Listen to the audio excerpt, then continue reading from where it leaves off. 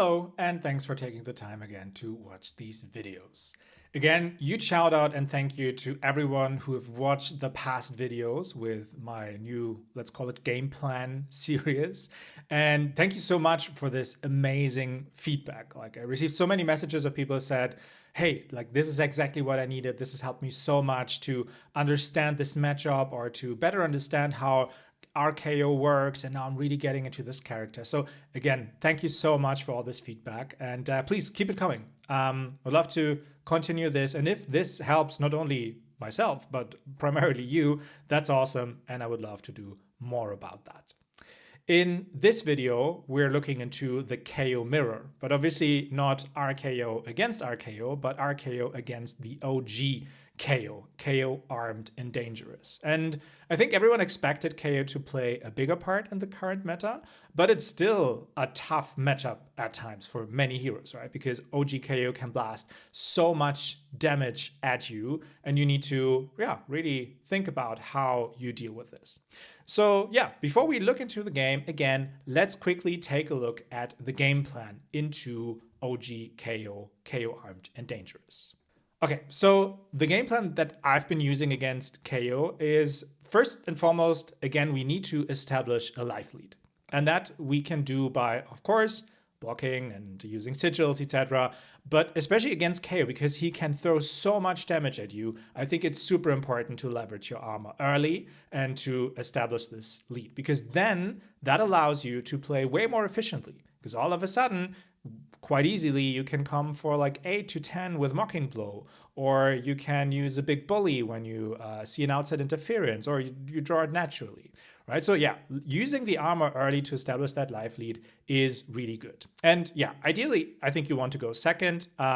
In most cases, KO cannot present too much damage in the first turn. And if you, for example, draw a sigil or something, that can really help you in the early game. The second thing is, a little bit the result out of that. I called it block smart, attack smart, because in most hands, you can block with 2 to 3 cards and then send something efficient back, like a 2 for 8, or maybe a Mocking Blow, keeping a blue in hand and using a Vigor or your Tunic resource to come in for 8 to 10 damage with that card. In most cases, I would say it's not correct to take damage in order to keep a larger hand. There are, of course, certain scenarios, like when you're in the late game and you can threaten to kill KO that way, or sometimes if you can present a CNC pummel, for example, to really disrupt their hand, because with like 2 to 3 cards, KO's abilities are definitely weakened significantly. And then the third thing, and that's, not really part of the game plan, but against KO, against OG KO, I think sometimes if they get lucky, if they see their Blood Rush Bellows in the first 3, 4 hands, I mean like 2 or 3 Blood Rush Bellows, then there's very little that you can do. For example, I played a game in a recent ProQuest, and my KO opponent not only drew 3 Blood Rush Bellows in the first 4 turns, but with every Blood Rush, they were able to discard a beast within. So taking a damage for sure, but also drawing an additional card. And then because of the go again attacks, they were just like so wide that there was absolutely no option for me to block this whatsoever. So that's a little bit the plan that I have into KO. So you need to be a little bit lucky at times, but also play very, very efficiently and establish this life lead early. So let's take a look at one of the recent games I was playing against KO armed and dangerous. All right, so KO my opponent KO lost the die roll, and I made them start because I wanted to go second here. And they start with a Reckless Stampede. And that's obviously a tough one, I would say, for the first turn, because it will most certainly lead to me taking some damage. And here I block with the boost, and I also want to block with the Sink Below. They have a Bare Fangs, right? And so they win the Clash because it comes in for 7. I do have a 6 on top, but that doesn't really help. So I'm also going to take the second damage here, most likely if they have not sunken the card. I want to keep the card as well, because with 2 outside interference, I can do some pretty okay stuff here. And I see an E-Strike on top, that's also okay. And I was able to sink the Nimblism because obviously I want that in my deck and not in my hand. So yeah, not ideal start, I would say, because I've already taken 2 damage here, but at the same time, it's only 2, right? And that's certainly something we can claw back from. Okay, and here I have 2 E-Strike, 2 outside interference. So there are a couple of things, right? I could do, for example, claw, discard the outside interference, then go E-Strike for 5 go again. And yeah, then also because most likely they will take some damage from the 3 and then the 5. And then I could, for example, send another Red Mocking Blow for 5, creating a Vigor. There would be 13 damage here on turn 1. I think that is definitely a fine attack. And if they end up blocking this, so if they give me a 3 block here for the Mandible Claw, and then also blocking the E-Strike with then 2 cards or, I don't know, like some equipment, I just put it into Arsenal and wait for my next turn, because they then most certainly have given me some cards and will not come back with that much power. So here they block with a Vigorous Smash Up. I do select the Mocking Blow, and I actually win the clash here, creating a Vigor for my next turn. That is nice, especially now if I have to put the Mocking Blow into Arsenal at the end. With just 1 blue, I'm able to push it to 10 eventually if I'm at a life lead.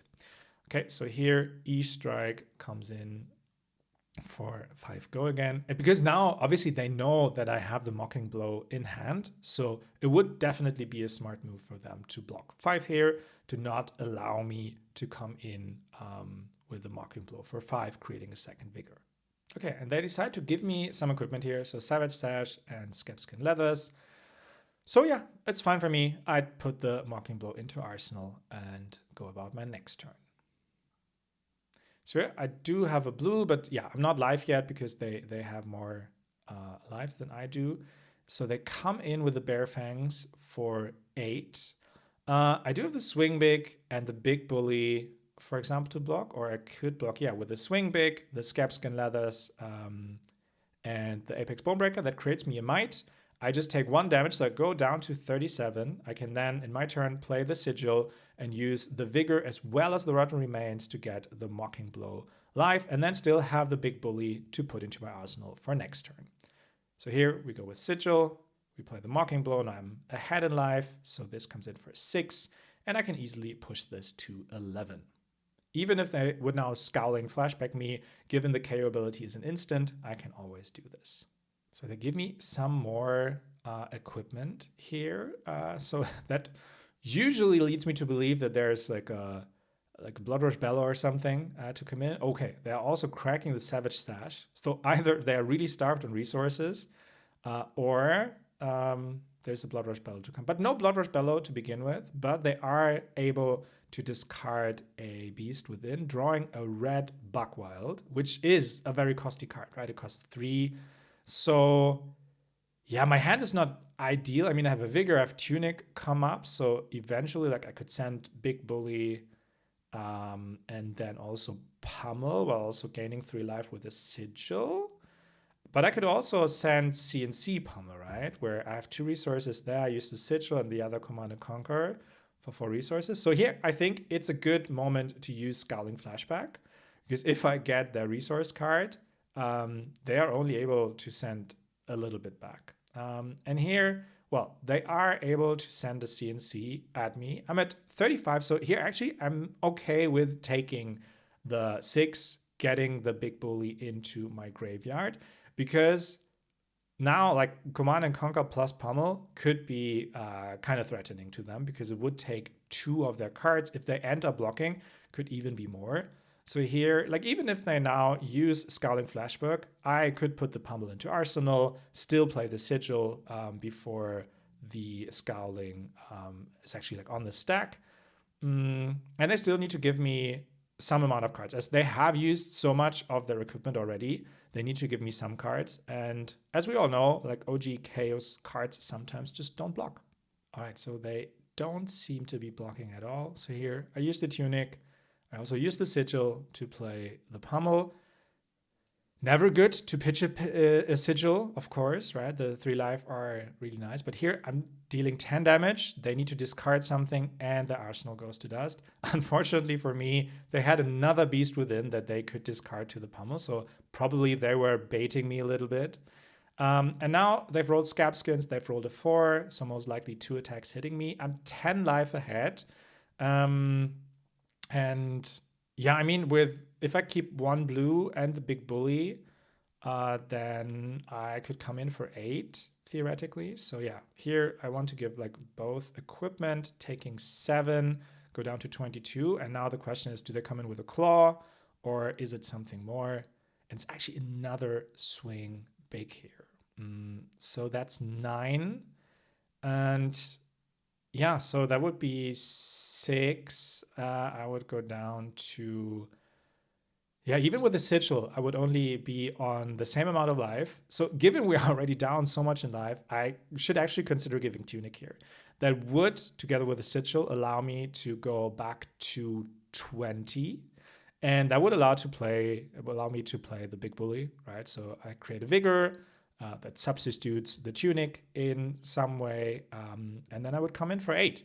So if they take it, they will go down to 11. And they only have 3 armor block left. They only have 4 cards. So there are not that many options for them to go super wide here. So big bully triggers, goes up to 8, and I create a vigor. Okay, so they don't seem to defend here right away. But they actually do have a reckless swing in hand. So they block 4. I take 2 because they've discarded the agile windup, but they still take 4, so they go down to 15. They send a wild ride at me, discarding another beast within. So they were able to discard all 3 beast within the first 5 turns. That's already pretty sick. But they only come in for 5 here. So I can use the Fate Foreseen to block 4 of that. I see a swing big. That's okay. I can keep that on top. And now because I have a vigor, I can actually block with 1 of the other blue cards in my hand, and still Mocking Blow would be live. So they send another claw at me. And the good thing is now with Steel Victory, I can get the Might token that they have. So now my Mocking Blow actually is technically a red Mocking Blow and not only a yellow one, because at the end it will come in for 10 damage. They only have 14 left.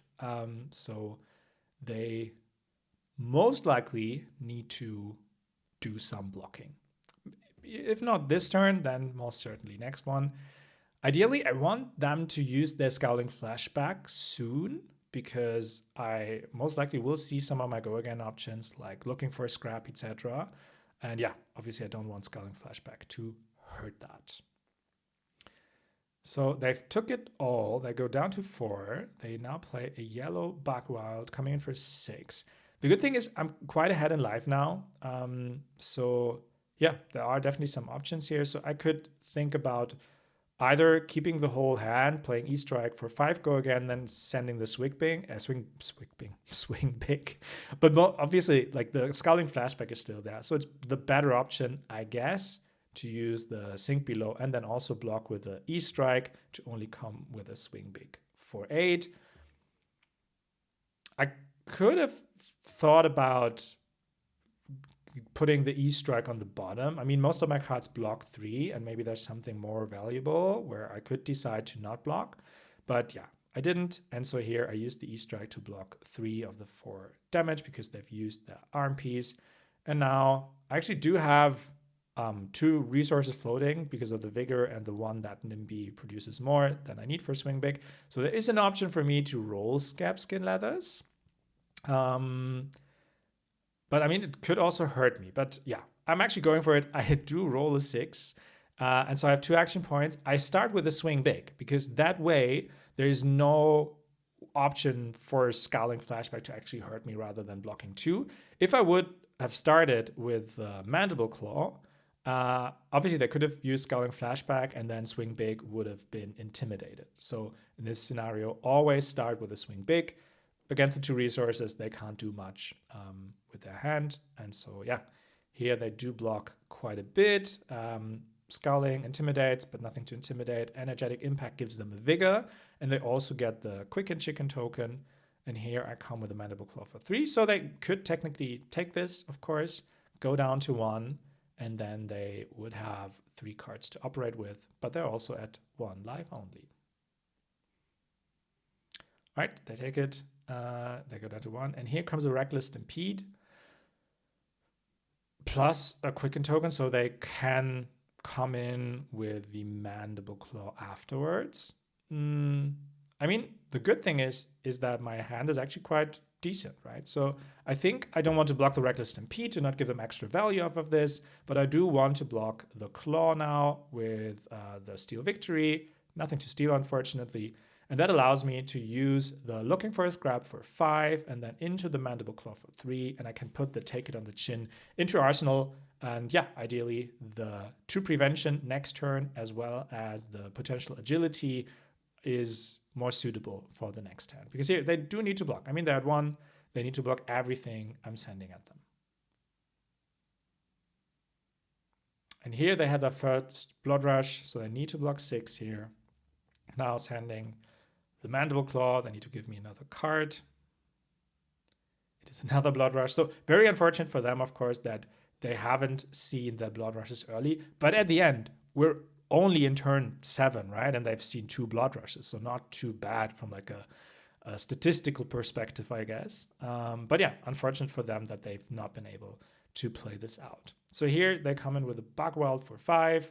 I can just use the Fate Foreseen, block 4.